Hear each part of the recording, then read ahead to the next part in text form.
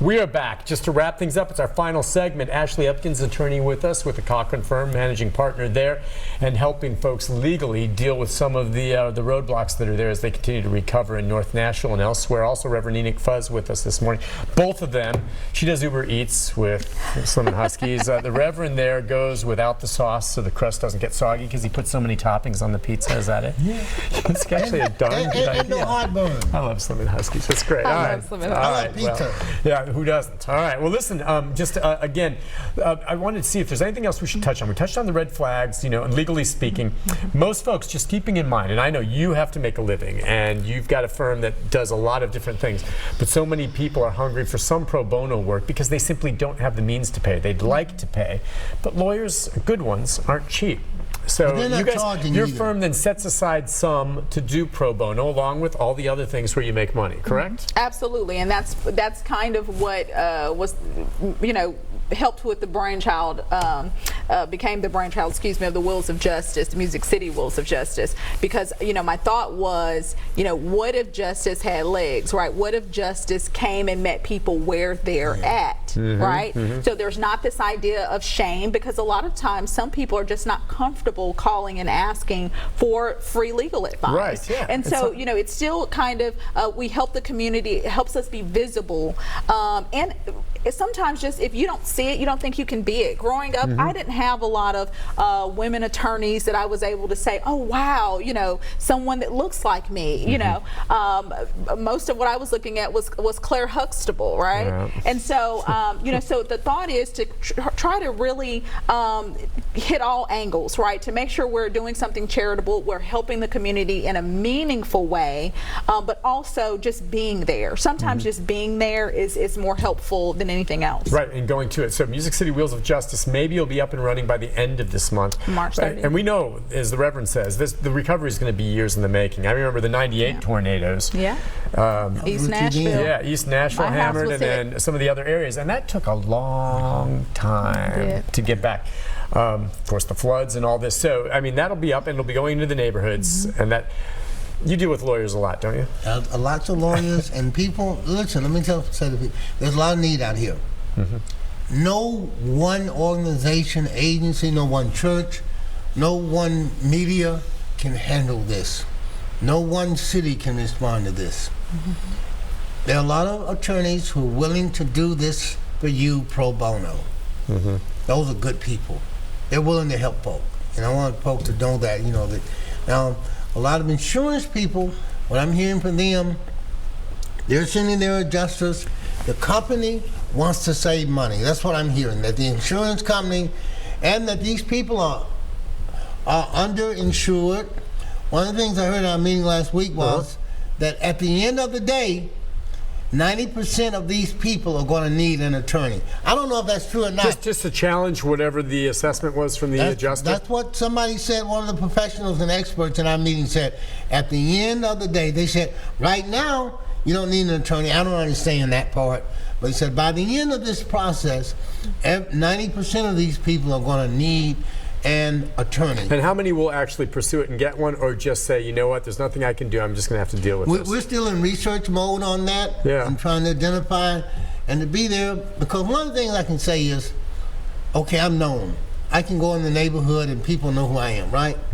Well, if I come in your neighborhood and I'm saying, hey, let us help you, I'm not going to spend a lot of time arguing about whether or not you can trust me. One thing, we can't help everyone. So we go and help people who we can. And like you said, don't refuse to help. There are a lot of people out there who are calling saying, how can I help? And what's her name, Red Cross? A lady called me last week saying she was homeless. Another lady said, nobody wants to help me. And I said, ma'am, I don't believe no one wants to help you. I said, you go to these two places, and when you get there, you tell them what you just told me, that you're a tornado victim, and if they don't help you, you call me from that spot right then. I haven't heard from her. Well, of course they helped her. That's great advice to her. So I'm just saying that there are people out there wanting to help right now, and the poor people who have been victims of this tornado, it's terrible. It's traumatic. It's bad what's happened to them, and we need to be sympathetic about that. even with the corona thing, there are people who have a tendency to want to make a joke about it. It's too serious. And so even me with my comedic self, I'm holding back because this is too serious. This tornado is very serious. What's happened to the poor people? All those homes are gone, and they're having to deal with all these so-called contractors. Do you know where a lot of them are right now? Some of these folks. I'm trying to figure out. What I can't even get is what's the estimate of the amount of damage that's been done? Yeah, I'm I haven't seen hearing those yet. $100 million at Tune, but I haven't heard an estimate in North Nashville, and I know it's in the billions. Yeah, sure. And so I'm saying that only the Army and the military has the capacity to help a community recover from such a catastrophic occurrence.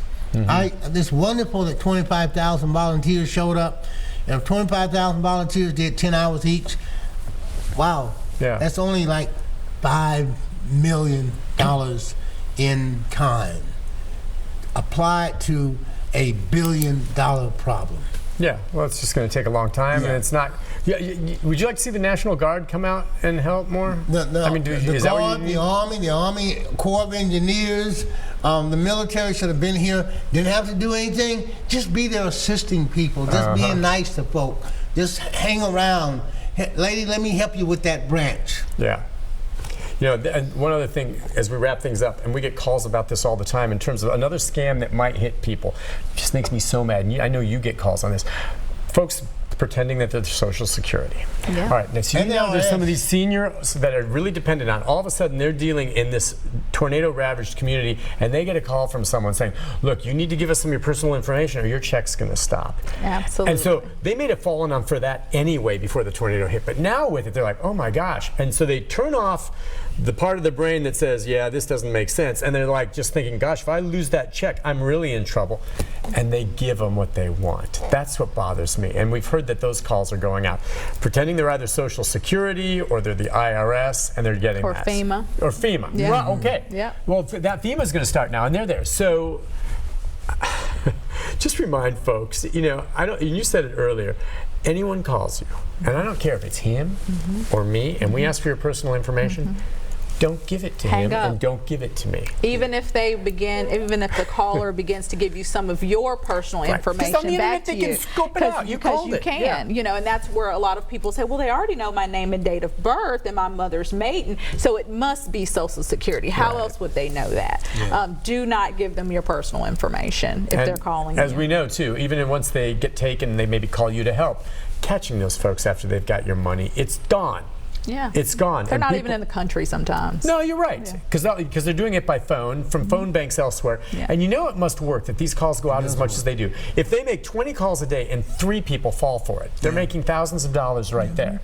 And so you know it happens. Make sure that you don't accept, and then again, as you said, unsolicited knocks at your door. Absolutely. Is that still going on out there right now? You think? Absolutely. Yeah. My grandmother Brenda, she lives in North Nashville. It's absolutely going on. Okay, so they answer the door and there's someone saying, I noticed your roof's a mess, can I help you out? I had one yesterday. That was an unsolicited call, and they had their script. These people have a script. No matter what you say, they've got an answer for what you say. That's a scripted answer designed to get you to the point where you close the deal.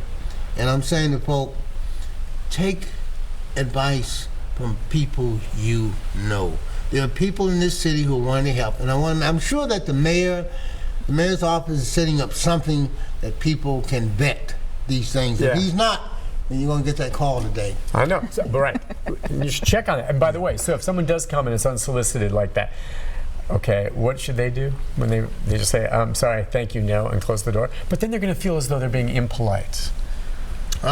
Feeling impolite would be better than feeling like I just lost these people are so good. Scam. But you know what? I've been in that thing where I know someone tried to scam me once before, and then you know when I hang up or something on them, for a split second, I know it's a scam. I feel guilty because I'm just a good person. I think I don't like hanging up on people. Don't let that deter you from doing it. You feel that way. Yeah, they bank on it. Okay, so and they're they banking go to on the bank all these on good that. people. Yeah, that's exactly right. All right, so how can people? Your office is where? Fifth Third Bank Building downtown, 424 Church Street, Suite 2000. 424 Church, Suite 2000. And is there a number that they can call? Absolutely, 1-800-THE-FIRM. If they can remember that, it's easier, 1-800-THE-FIRM or 615-651-7451 to dial locally.